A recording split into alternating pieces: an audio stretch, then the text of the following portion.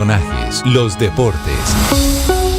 Inicia la tarde con Meridiano Blue. Dirige Ricardo Ospina.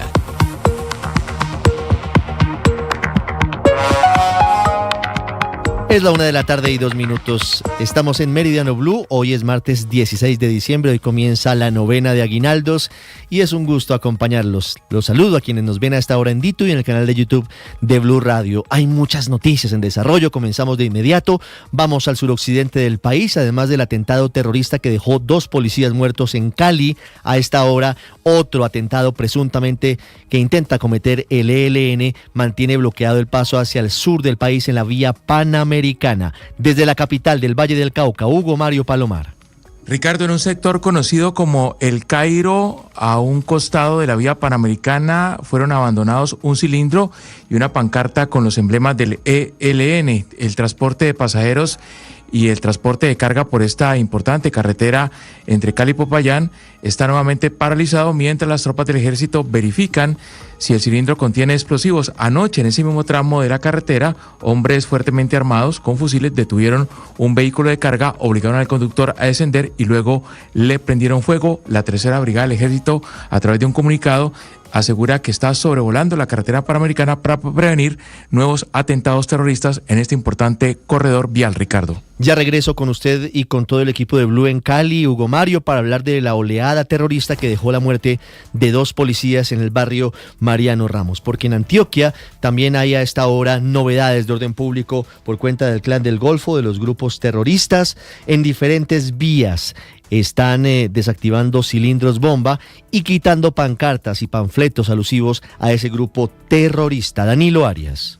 Sí, Ricardo, es que presencia de banderas y posibles ataques con explosivos en medio del paro armado anunciado por el ELN mantienen en alerta a las autoridades de seguridad en Antioquia, quienes destacaron desde ya el refuerzo de seguridad para hacer frente a posibles alteraciones al orden público. Cerca de 2.000 efectivos del ejército y la policía están desplegados ya, especialmente en las vías, para garantizar el tránsito normal de miles de personas que por estos días se dirigen a lugares de descanso con motivo de vacaciones de fin de año o los festejos decembrinos. Al respecto, el secretario de Seguridad de Antioquia, Luis Eduardo Martínez. La fuerza pública está conectada permanentemente, está monitoreando absolutamente todo y ha generado unos canales de comunicación. En las últimas horas, a por lo menos 7 acciones intimidatorias que ha desplegado el ELN en todo el departamento, se sumaron las disidencias de las FARC tras la instalación de una bandera del Frente 34 Efraín Guzmán en el sector La Virgen, sobre la vía que comunica a Dabeiba con Santa Fe de Antioquia. Autoridades manifestaron que las verificaciones a la insignia y la zona por parte de la fuerza pública no generaron novedades y cierres preventivos de este corredor que comunica Medellín con la subregión de Urabá, Ricardo. Por ahora, ningún pronunciamiento hoy del presidente Gustavo Petro ante esta arremetida terrorista del ELN, que sí rechaza a través de un comunicado el Consejo Gremial Nacional con nueva presidenta a bordo, Natalia Gutiérrez. ¿Qué dice el comunicado, Marcela Peña? Le están exigiendo al gobierno nacional que tome medidas urgentes y eficaces que permitan una respuesta integral, inmediata y verificable para restablecer el orden público y el control del territorio.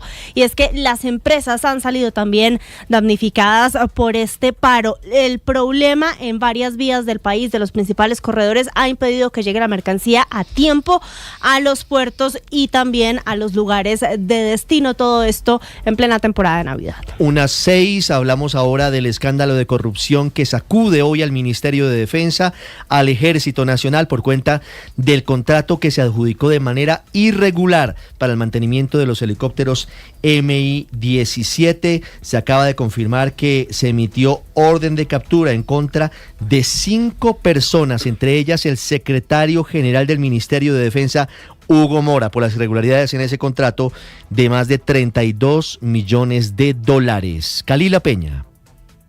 Ricardo, sí señor, muy buenas tardes. Pues por petición de un fiscal de la Dirección Especializada contra la Corrupción, un juez penal de control de garantías emitió 5 órdenes de captura contra militares y particulares que estarían implicados en las irregularidades detectadas en este contrato suscrito entre el Ministerio de Defensa y una firma estadounidense, Berthold System, para garantizar el mantenimiento de la flota de helicópteros rusos Mi-17 y, como usted lo decía, un valor que tenía de $32 millones. Las unidades de policía judicial materializaron ya 3 de las capturas. La primera, la de Hugo Mora, en Manizales, quien fungió como secretario general del Ministerio de Defensa.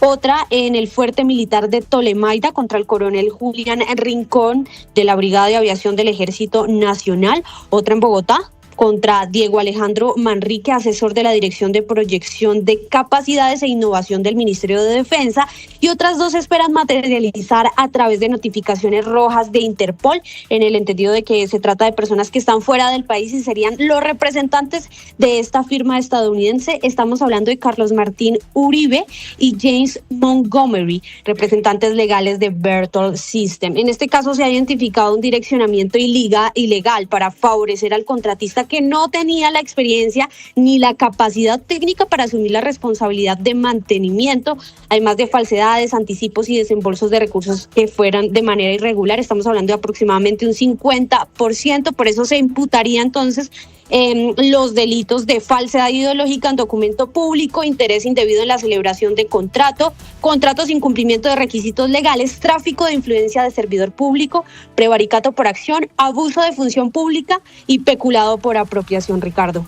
Y hubo otro operativo por presuntos casos de corrupción en el Ejército que produjo la captura de 4 oficiales y 3 suboficiales con falsificación de permisos y de otro tipo de documentos. Felipe García.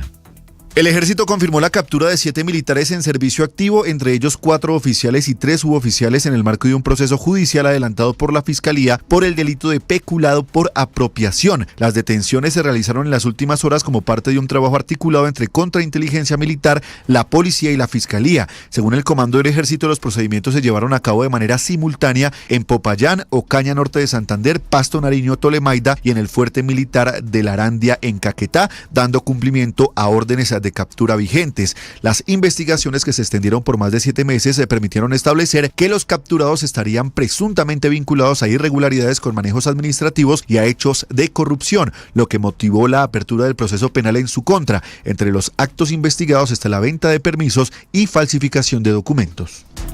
Una 9, voy al Capitolio Nacional, otra derrota para el gobierno del presidente Petro. Se hundió por segunda vez la reforma a la salud en la Comisión Séptima del Senado de la República. El gobierno está diciendo que hubo jugadas sucias, se apeló por parte de los congresistas petristas, pero no hay mucha posibilidad de éxito de esa maniobra. Mateo Piñeros. Para el ministro del Interior, Armando Benedetti, la Comisión Séptima del Senado actuó de forma baja, cochina y rastrera, pues él asegura que esperaron hasta el último día del periodo legislativo para hundir la reforma a la salud. El presidente de la Comisión Séptima, Miguel Ángel Pinto, respondió a las declaraciones del ministro, asegurando que los congresistas actuaron conforme a la ley y que el gobierno se equivoca al presentar una reforma para la cual no hay financiación. Ustedes recordarán que Hacienda había supeditado la reforma a la salud a que se aprobara una ley de financiamiento, la reforma tributaria, porque no tenía recursos para sacar adelante la reforma a la salud. Hoy lo escuchamos, esperábamos que nos dijera cuáles iban a ser los cambios de las fuentes de financiación, de dónde iban a salir los recursos. No hubo una respuesta positiva. Además, Pinto asegura que la apelación presentada por el senador Fabián Díaz para revivir la reforma no tiene justificación ni futuro.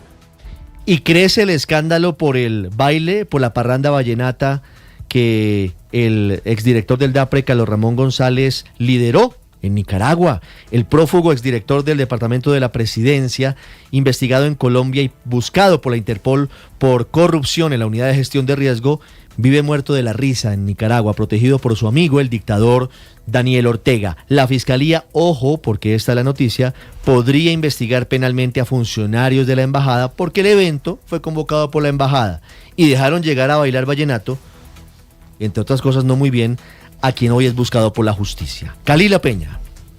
Sí, señor, pues mire, la fiscal Luz Adriana Camargo acaba de calificar de delicado el video en el que aparece Carlos Ramón González, exdirector del DAPRE, en esta fiesta en Nicaragua, pese a que pues tiene su circular roja de Interpol. Ella lo que dice es que, claro, sabemos que tiene esa condición de asilo en Nicaragua, pero la embajada es territorio nacional en el extranjero, y dice, le parece que tengo que evaluar cuáles son las consecuencias de esos hechos que recién han sucedido. Dice la fiscal que se tiene que evaluar además cómo es la situación de los miembros de la embajada que han participado tanto en ese evento, pero también en la conducta que pudiera constituir un favorecimiento. Eso es lo que se estaría evaluando. Escuchemos en este momento a la fiscal. Tengo claridad si ese video, yo escuché la noticia esta mañana temprano, de camino aquí nuevamente a esta ceremonia de entrega de premios a los funcionarios de Fiscalía. No tengo claridad si esa parranda vallenata que tú me mencionas fue en la embajada. Si fue en la embajada, pues a mí me parece muy delicado. A mí me parece muy delicado, sobre todo porque él es una persona que está siendo buscada por nosotros, tiene una circular roja de Interpol. Entonces digamos que aún que sabemos que él tiene una condición de asilo en Nicaragua, la embajada es territorio nacional en el extranjero, y me parece que pues tengo que evaluar cuáles son las consecuencias de esos hechos que pues, recién teniendo en cuenta sucedido. que justamente hoy la Procuraduría inicia también esta indagación preliminar disciplinaria, dice entonces la fiscal, pues si eso compromete la responsabilidad más allá de lo disciplinario, pues evaluaremos qué tanto se involucraron entonces estos funcionarios, y que si tiene repercusiones penales, pues entonces actuarán. Le saldría cara la parranda a los diplomáticos colombianos en Nicaragua. 1:13, cambiamos de tema, pero seguimos hablando de justicia. Hay novedades en el juicio contra Nicolás Petro, hijo del presidente Gustavo Petro, por presunta corrupción en un contrato con la gobernación del Atlántico. Ingel de la Rosa. Hola Ricardo, pues la Fiscalía hoy se pronunció exactamente en la audiencia preparatoria de juicio que ha continuado este martes en Barranquilla, y ha apelado a la extensa lista de testigos admitidos para el juicio contra Nicolás Petro y pidió que algunos sean excluidos o por lo menos que sus interrogatorios tengan un límite establecido. Por ejemplo, aseguró que los testimonios del empresario Cristian Daes y del dirigente político Máximo Noriega en este juicio serán pertinentes, pero que deben tener un límite temático estricto, es decir, que solo se refieran a la posible entrega de dineros para no convertir este juicio en un mitin político. Estos testigos solo pueden ser interrogados sobre la existencia o inexistencia de los aportes económicos específicos señalados en la acusación. Permitir que la defensa los use para contextualizar la política en la costa es desviar el juicio hacia un debate electoral impertinente. La fiscal Ricardo también calificó como apresurada la compulsa de copias que realizó en su contra el juez del caso Hugo Carbonó por presunta vulneración de derechos a Nicolás Petro y a su pareja Laura Ojeda durante la captura del procesado en 2023. La fiscal aseguró que hasta ahora el juez solo cuenta con un relato presentado por el abogado de Nicolás que no es suficiente para tomar una decisión judicial. 1:14. Está muy movida la política. Además de los ecos por la llegada de Paloma Valencia como candidata del Centro Democrático a la presidencia de la República, hay remesón político en el Partido Conservador. Mateo Piñeros. Se concretó la primera consulta interpartidista para el 8 de marzo. Vicky Dávila, Juan Manuel Galán, David Luna, Mauricio Cárdenas, Juan Daniel Oviedo y Aníbal Gaviria han estado reunidos este martes y acordaron ir a la consulta. A esta coalición podrían sumarse otros nombres como los de Daniel Palacios o Juan Carlos Pinzón. Sin embargo, el anuncio de la alianza se va a hacer mañana a las 8 de la mañana. Ya con los 6 candidatos que decidieron hacer el acuerdo, Juan Daniel Oviedo, por su parte, presentará sus firmas hoy ante la registraduría y lo acompañarán algunos de los precandidatos de esta alianza. Hoy el senador Efraín Cepeda, quien fue elegido como director del Partido Conservador, se refirió a las elecciones del 2026 y para él aún no está claro el panorama que podría llevar a ese partido a una consulta en marzo. Encontré que ya no hay consensos para actuar en la consulta interpartidista y que de pronto nos situamos más cerca del ala de una encuesta, y creo que ese sería un mecanismo expedito, una encuesta entre diferentes partidos, diferentes precandidatos. Y el Centro Democrático eligió como su candidata a Paloma Valencia. Ese partido también ha manifestado su intención de ir a una consulta, así como Cambio Radical, que por ahora no tiene candidato, y el Partido Liberal, que le ofreció a varios precandidatos el coaval para ir a una consulta. 1:16, hablamos de noticias de Bogotá, de los torniquetes desde el piso hasta el techo en Transmilenio para que dejen de colarse. y los indicadores de velocidad máxima en las principales vías de la capital del país. Nicolás Rodríguez. Ricardo, arranquemos con Transmilenio porque oficialmente fueron instalados estos torniquetes anticolados en el portal 20 de julio, portal que además se ha visto inmerso en actos de violencia por varios colados en contra de los agentes de seguridad. Según la gerente del Transmilenio, María Fernanda Ortiz, con la evasión de este pasaje, Transmilenio ha perdido por lo menos 256 mil millones de pesos en lo corrido del 2025. Sin embargo, desde la instalación de estos torniquetes, que fue a inicios del mes de diciembre, se ha incrementado por lo menos el pago del pasaje en un 57,2%. Ahora, las personas que van pasando por la calle 26, por la avenida Boyacá, por la autopista norte, se han preguntado de esos nuevos radares de velocidad que están instalados con algunas caritas. Pues precisamente hoy la Secretaría de Movilidad confirmó que se trata de un sistema pedagógico para reducir la siniestralidad en 4 puntos críticos: la NQS, la calle 26, la autopista norte y la avenida Boyacá. Eso sí,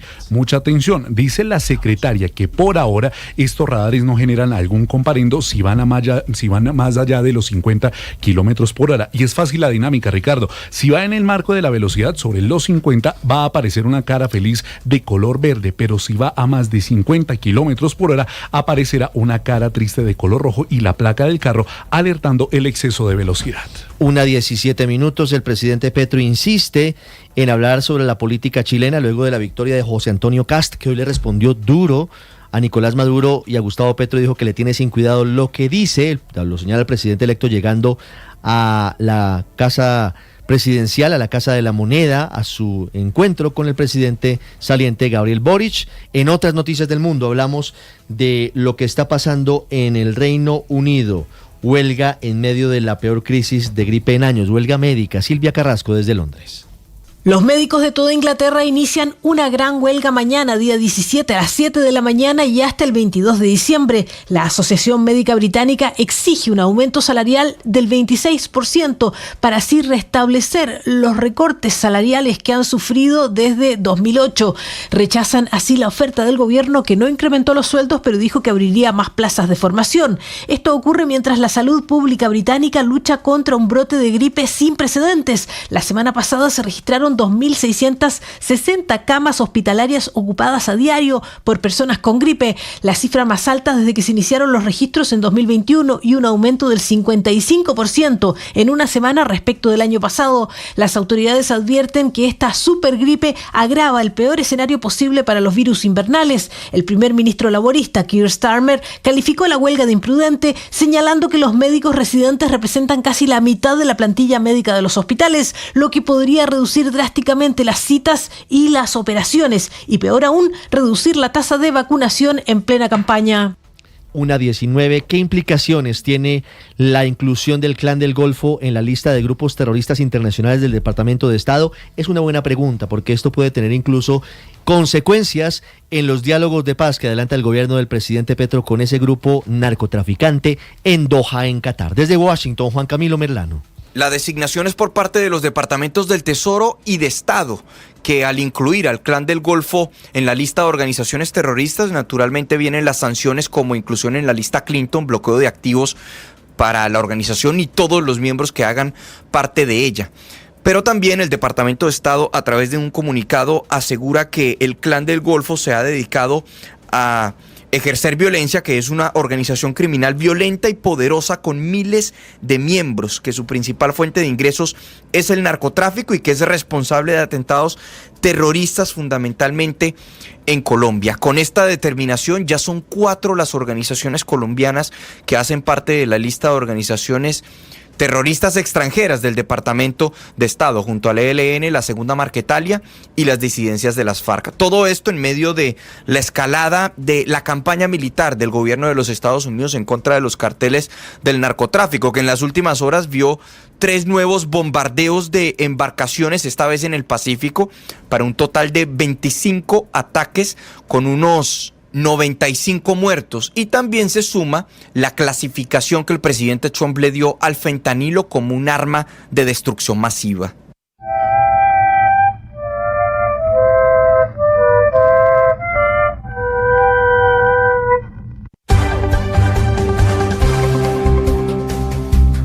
Una 21 con el Bunde de Castilla, que es el nombre original del Bunde tolimense, el himno del Tolima.